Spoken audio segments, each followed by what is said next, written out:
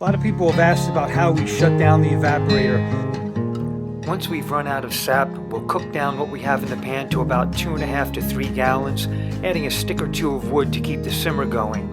Inevitably, we want to have that firebox empty, whether it's cooked out on its own or shoveled out. At that point, we can drain the pans. One way we do it is pull the pan out a little bit. And this is the trickier way. I don't do it this way very often anymore. And then I take a stick that's wider than the evaporator. I lift up the back of the pan and I get this stick in there. And what I'm trying to do is make sure a lot of this heat gets out of the evaporator and doesn't hit the bottom of the pan.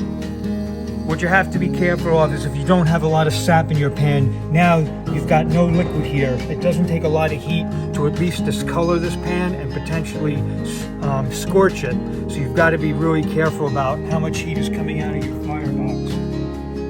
Then I come on to the other side and lift up this side of the pan. Put this stick in. And at this point,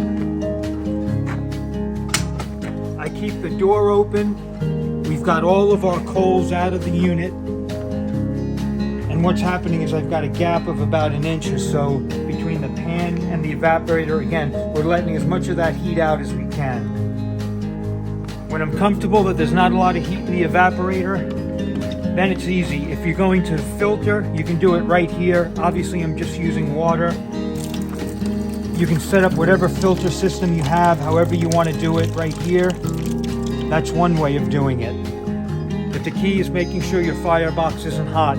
This Dauntless has got fire brick in the entire firebox here. This stays hot for a long, long time. It will continue to simmer for a while. You just have to be really careful. Here's the other way we do it. The best and easiest way is to get a helping hand and just pull the pan right off the evaporator and plop it on top of a couple of sawhorses. Then you can drain it at your leisure.